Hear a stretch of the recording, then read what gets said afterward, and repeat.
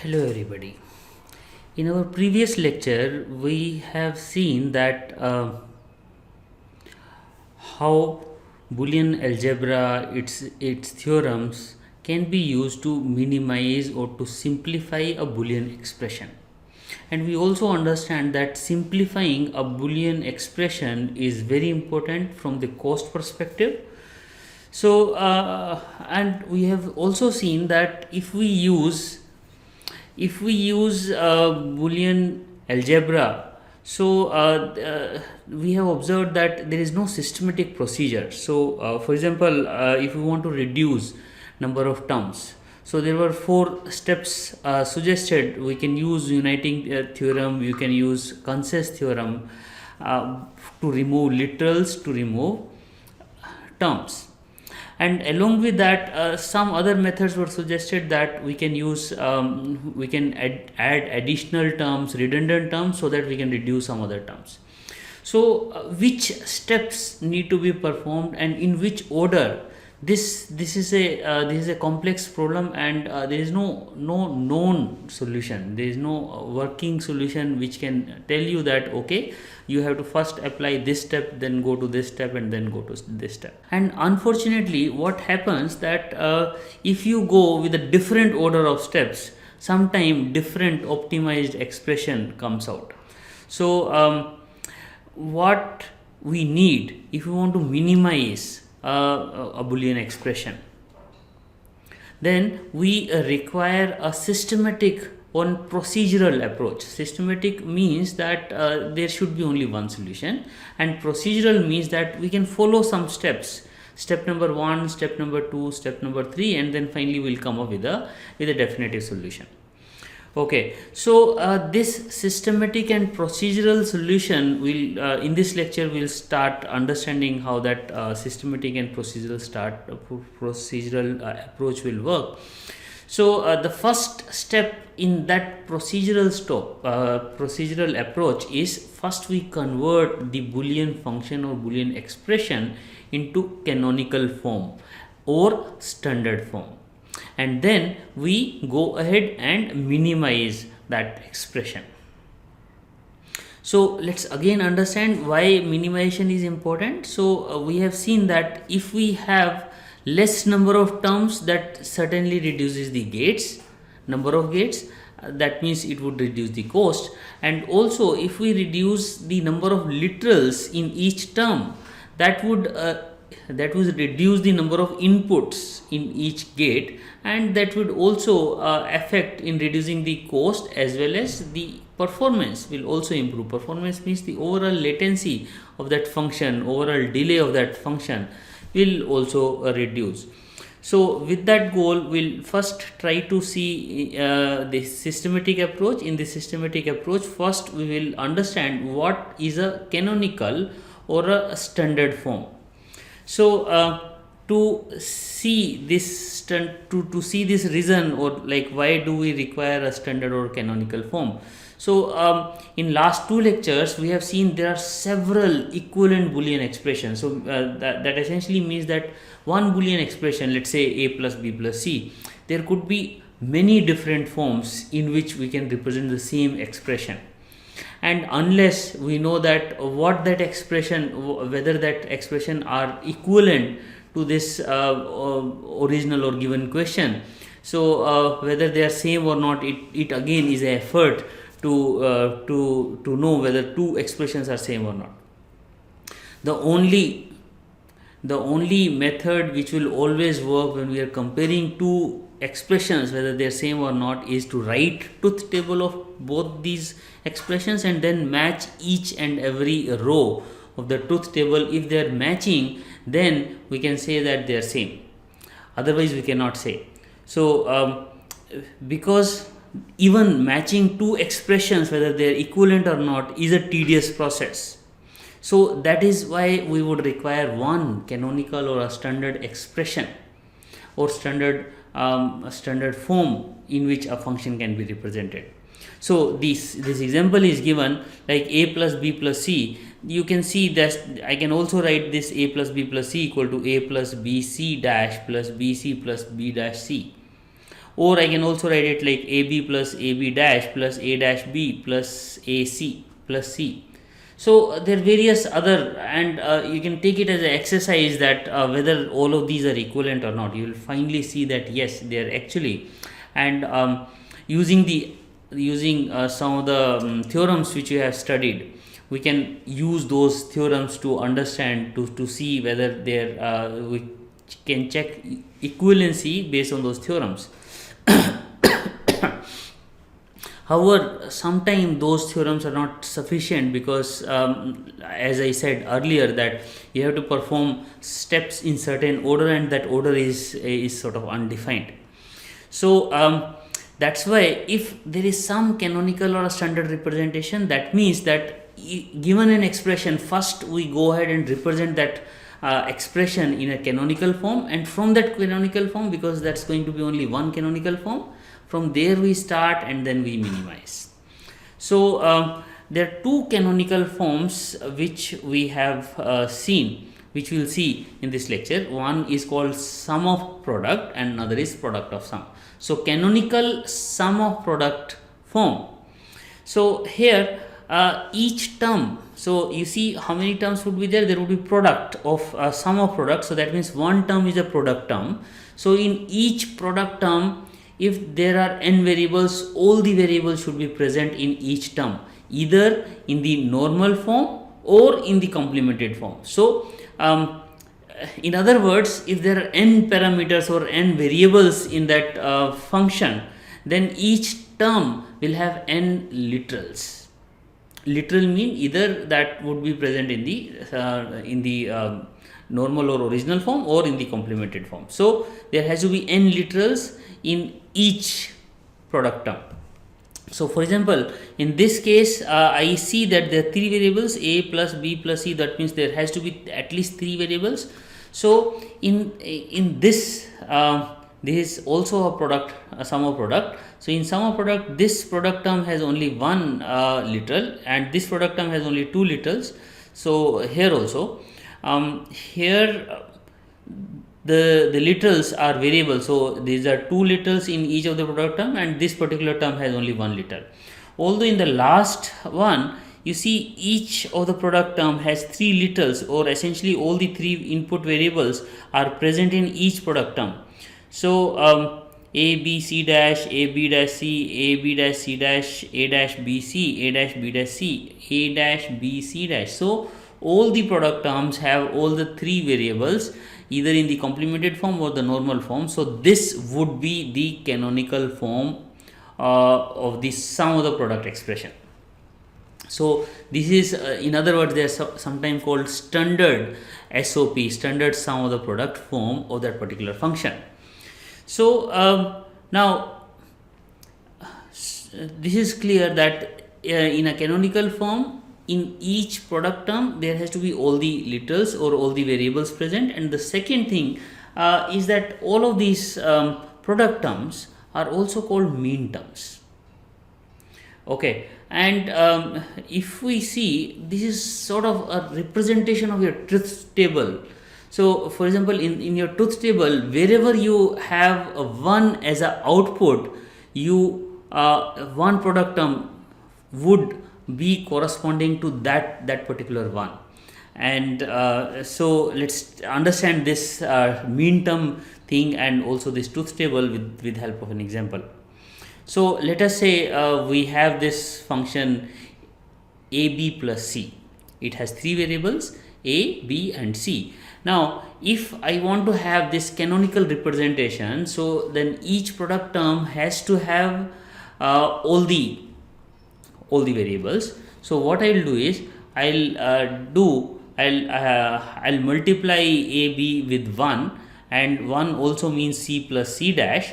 So I am multiplying AB with C plus C dash, and I am multiplying C with A plus A dash and B plus B dash. So the overall idea is so that I can have all the variables in each product term. Now I can multiply this AB with C and AB with C dash, and similarly I will multiply this whole expression. then the expression which will come out is the expression which will come out would be like this. I have started with this a dash, yeah, so I have first opened up this one. So this is a dash b dash c, a b dash c, a dash b c, a b c dash a b c. So there were 2 times this ABC was generated, so I have removed one of that ABC. So essentially there would be 5 product terms. So when if I write the truth table of this expression AB plus C, it will come out to be something like this, that first I will enumerate all the options of ABC 0 0 0 0 0 1 up to 1 1 1, and then for each input sequence I will find out the value of f by applying that AB plus C. So essentially A and B, both of them has to be 1 or C has to be 1, then f would be 1. So f is 1 because C is 1 here, and if C is 1 then it is 1. C is 1, so it is 1, but both A and B were not 1, so that's why it was not 1 here, it was all 0.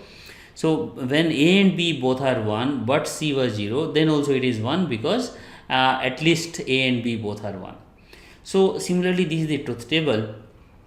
So if we try to find the correspondence of this sum of product term with this table of truth table, so you will see that each of this term corresponds to a row of this truth table wherever output is 1. So for example, this here, this I can say A, when A dash, so when A is 0, that means A dash is 1, and B is 0 means B dash is 1, and C is 1, then only this particular output would be 1. So this is corresponding to one mean term, which is A dash B dash C. So in other words, this particular mean term A dash B dash C would mean that only this particular term, so let's say in a function only this term is there, A dash B dash C. So that means in my output only this particular for this particular input combination output would be 1, and for all other cases output has to be 0. Okay, so this is also the reason it is called mean term. So this is the minimum terms that has to be minimum term to represent this particular function. So if only one value is 1. So now another way to look at this whole thing is that wherever 1 is there, if corresponding mean term, corresponding value of A and B, A, B and C is written here, so that would I can use all of those 1 terms and say that if any of those 1 terms, any of those mean terms is 1, then my function f would be 1. So this is another way of looking at sum of product expression.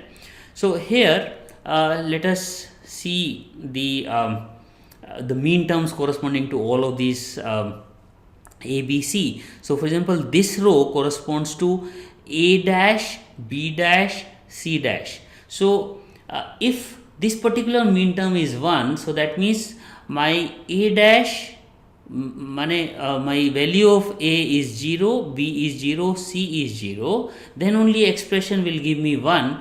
So then this particular mean term has to be 1 or has to be present in my canonical form.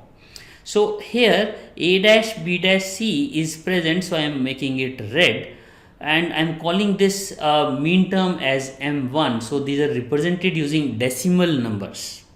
Okay, so they are not represented using binary numbers but decimal numbers.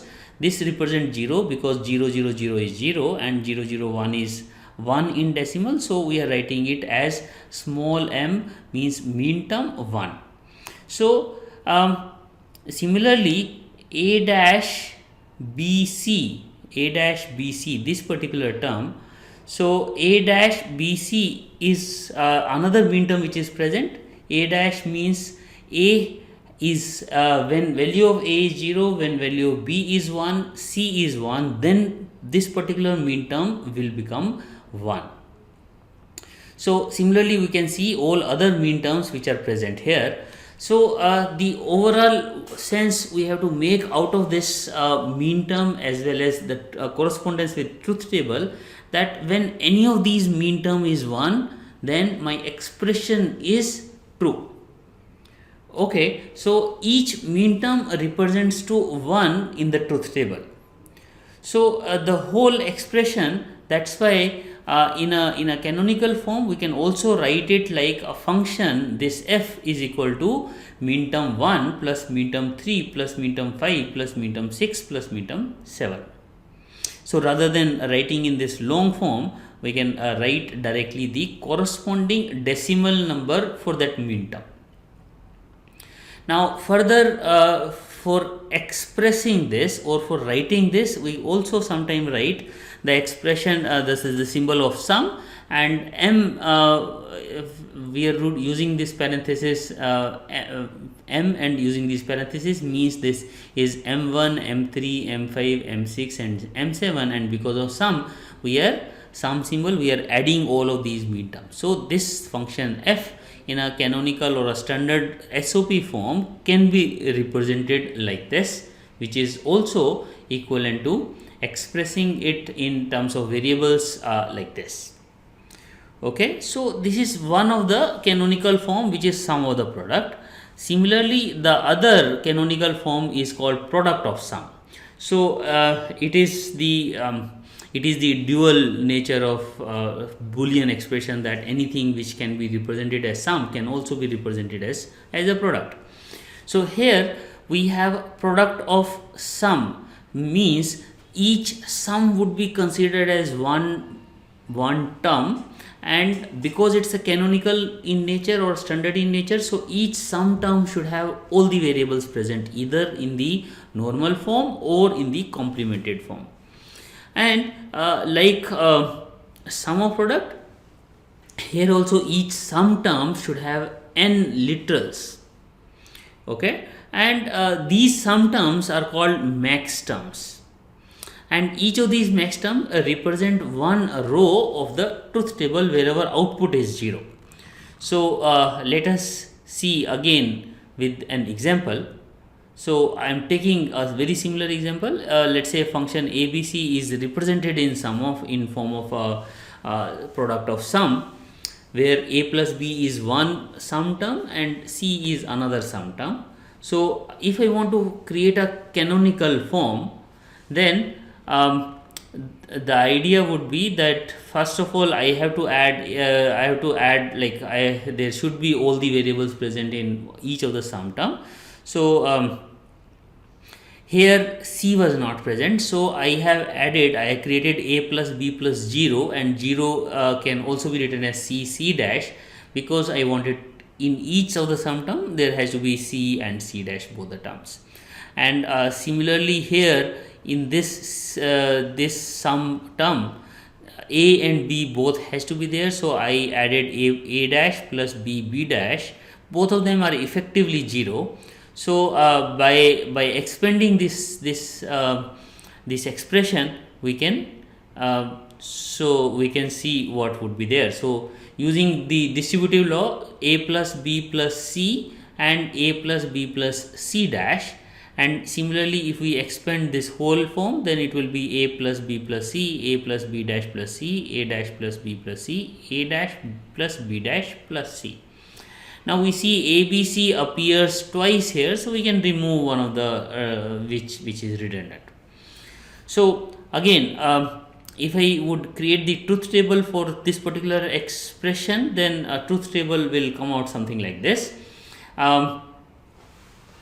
So my output is 1 when both this expression a plus b is 1 and c is 1. So whenever c is 1 and either of a and b is 1, then the output is 1. Similarly, either of a and b is 1 and c is 1, then the expression is 1. here also, when both a and either a and b is 1 and c is 1, then the expression is 1. So a max term actually would represent a 0 in each of this expression, in each row of the truth table. So for example, if I have a plus b plus c, so I will write it like this. If corresponding to this row, if we have this particular term, this particular sum term, a plus b plus c, what is the result of that? That means that only in this particular row it would be 0, in rest of the rows it would be 1.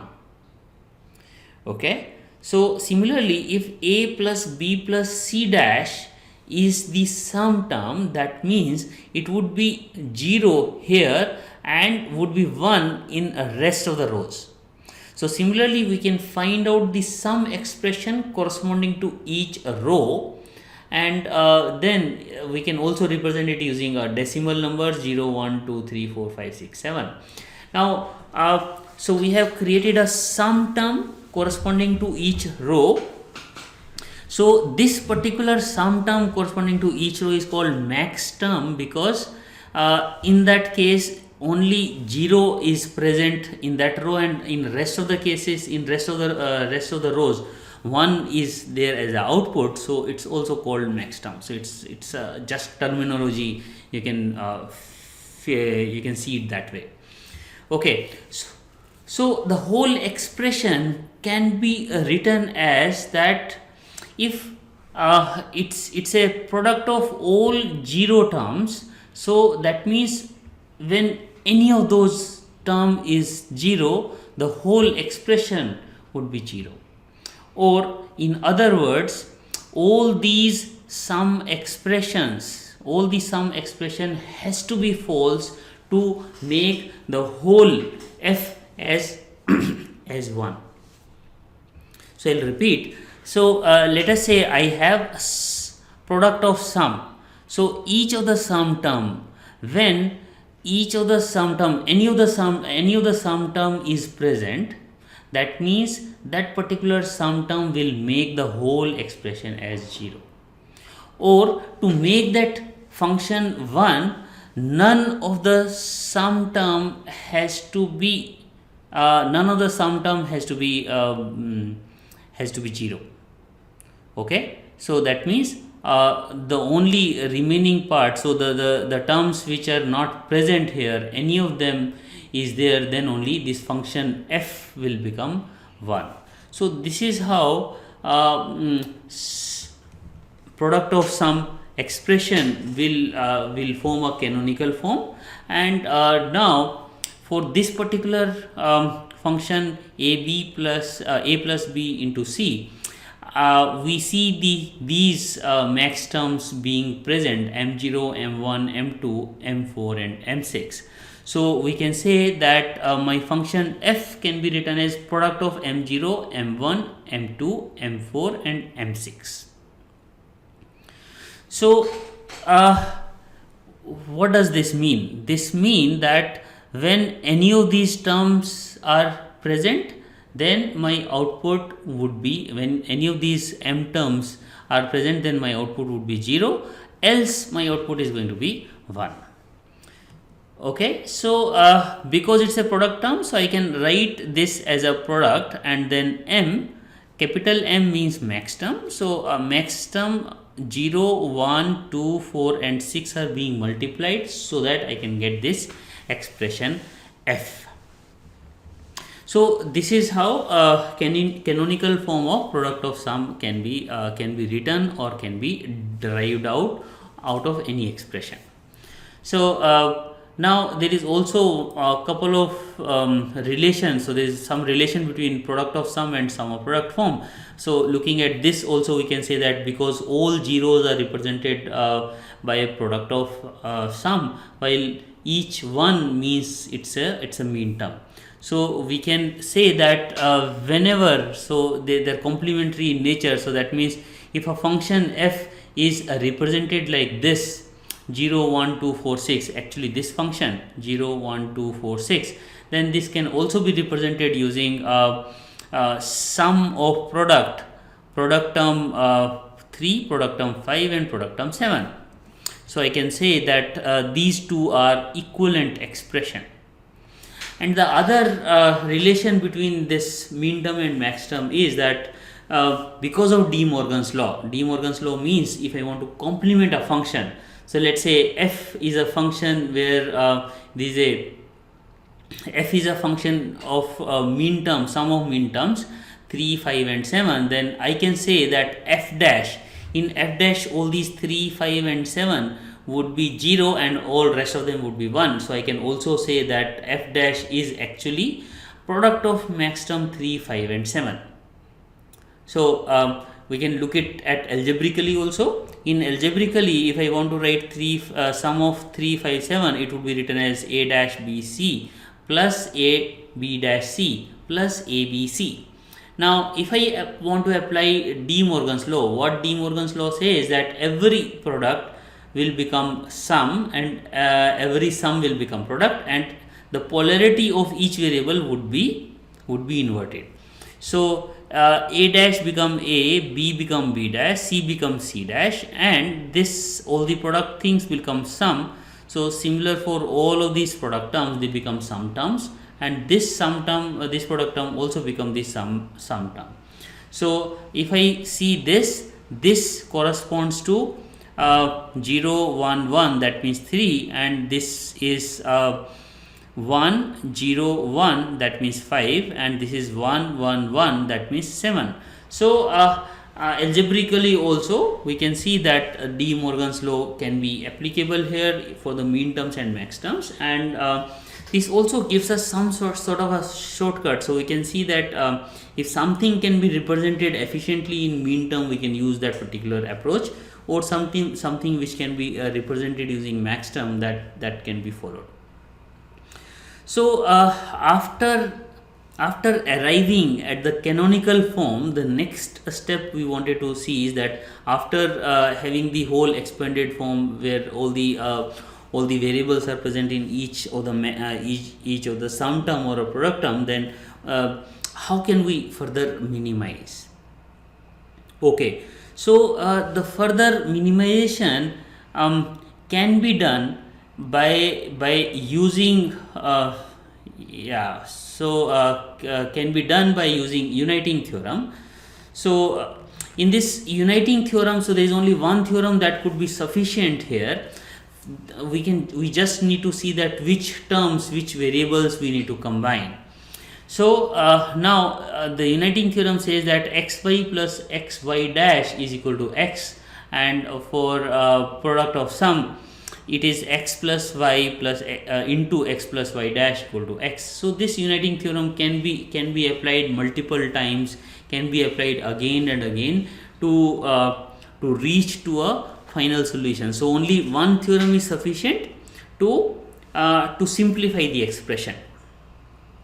Okay, so I'm giving various examples of this uniting theorem. So let's say y plus y dash equal to 1, because both can be combined and will become 1. So similarly xy dash x dash y plus x dash y dash will become 1.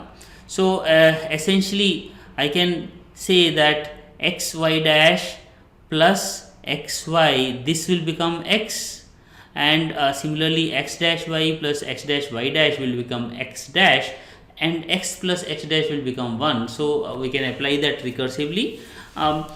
In other words, if all the four combinations of my truth table 0 0 0 1 1 1 1 0 0 1 and 0 0, if all of the four are present, then I can say that the expression is always 1. So let's say if the expression is like this: xyz xy dash z x dash yz x dash y dash z. So I can take z common, and then I can, using this particular the above expression, I can remove all the xy terms, and the term final output would be z.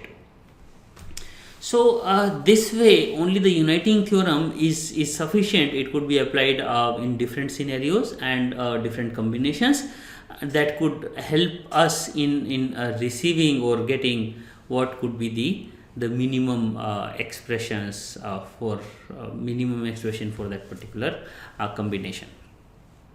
So one more question here, that let us say a particular so all of this expressions, all of this like mean terms and max terms, they depend on creating sort of a truth table where we know for each input combination what is the output. What if certain input combinations are not there, or their result is not known? Or so there are two possibilities. One, that we don't know what are the results. The second is that those input combinations will never occur. So in those cases, it doesn't matter what are the output for those combinations, those input combinations. In such cases, we call such functions or such expressions as incompletely specified functions. And those input combinations where output is not known, or those input combinations which will never occur, are called don't cares. So these don't cares are written like let's say in case of sum of products, it's called let's say M1, 2, 3 and 6. Then we can say that plus sum of don't cares 7. And the same expression, if you want to write it as product of sum, then it would be product term max term 4, max term 5 plus don't care 7. So this way, these don't cares or these incompletely specified functions can also help us further to optimize. So we can use these don't care terms to further simplify our expressions. So we'll see how these things can be done. So now we have already seen that how we can use this uniting theorem. Now the better or a systematic way, because as human beings, rather than working with numbers, we are very comfortable seeing things visually, creating patterns and identifying patterns. So that is why one popular approach for Boolean simplification or Boolean expression simplification is called Carnot map. So this Carnot map is essentially a visual solution where we represent all the mean terms and max terms in form of a 2D or 3D diagram, where there would be multiple cells. Each cell corresponds to one mean term or max term. So either it has to be mean term or max term. So let's say we are simplifying for sum of products, then we will only use mean terms, not max terms. So each cell in my Carnot map would represent one mean term, and the other property of this Carnot map is the adjacent cell vary or differ only in one variable. So for let's say my Carnot map is for 3 variables, the rest of the 2 variables would be same for each adjacent cell, and only one variable will change. So because there is going to be only one variable change, so the way these Carnot maps are represented, their form of they are represented rather than decimal, but in a gray code encoding. So let's take a quick example of how these Carnot maps are represented. So let us say I have these 3 variables. So for 3 variables, let's say variables are A, B and C, and A being we are keeping A at the most significant place and C at the least significant place. So I can write it like 0, 1. So this is a gray code representation: 0, 1, 3, 2, 4, 5, 7, 6. So if it is a 4 variable, so it would be like 0, 1, 3, 2, 4, 5, 7, 6, then 12, 13, 15, 14, 8, 9, 11, 10. So I think the next slide will make it more clear. So here it would be written like this. So you see that this particular cell represent mean term 0. Or it is also saying this is A dash, B dash and C dash, and this particular cell says this is A means it is 1, and B dash C dash are in complemented form, that means they represent 0. So this is 1 0 0, and this particular cell, my value of A most significant is 0, and then B is also 0, and C it is 1. So this represent mean term 1. Similarly, this represent mean term 2 and this represent mean term 3. So we can see this is actually a gray code where adjacent cells have only a bit flip at one place. So here there is a bit flip at this second place, and here we see the bit flip is only at the least significant bit. Okay, so similarly, for variable k map can also be represented using this. So I can have two variables on this axis, x-axis, and two variables on y-axis, and they are also represented in a gray code manner. So a dash b dash, a dash b, a b, and a b dash. So writing it this way, like writing a dash b dash or a dash b, so this help us in writing this k map in a more precise manner. But otherwise we can also remember these numbers if we want, 0 1 3 2 4 5 7 6, etc. So so once they are, here you see there are a couple of things. One, that each of the cell represent one of the mean terms. So whatever number was written here, 0 1 3 2, they are representing mean terms, and they can also represent max term. So in case of max term, we have to remove this a dash b dash, we have to write it like a plus b, and this we have to write c plus d. So this can also be represented as max term. The numbers of max term will again remain same, but in that case my result would be in terms of product of sum. So each cell represent one of the mean term or max term, and adjacent terms, adjacent cells are differed only by one bit. So essentially all the adjacent cells can be united. We can use our uniting theorem to combine each adjacent cell. Now adjacent cell could be in x direction, it could be y direction. So basically it could be adjacent horizontally, it could be adjacent vertically, it cannot be adjacent diagonally. So diagonal cells does not have any kind of a correlation, but the last one, last row and the first row and the last row, or the first column and the last column can also be combined. So you see in this first cell and this is the last cell, here also the difference of bit is only 1. So this cell is the last one, this is the first one. Here also the bit difference is only at 1 bit level. So it's a kind of a rotatory in nature. So adjacency could be adjacent cell, and even if it is a like it could be coming from the top, or basically it could be a rotation based adjacency. The number of cells which could be combined, it could be 2, it could be 4, it could be 8. So any power of 2, those, if we find a group of them forming a rectangle or a square, we can use all of them to combine. Okay, so we'll see all of these k maps with help of couple of examples, and these examples I will use the writing pad so that we can you can also see that how to solve these examples. So and that part would be seen in the next part. So this lecture would be divided into two different parts. So one part is this, where we have explained, or we have summarized how to create a canonical form and how to create a k map. So the next part of this lecture will take couple of examples where k map could be various example of k map could be taken, where optimizations, or how we can form this group, and how we can simplify using k map. Thank you very much.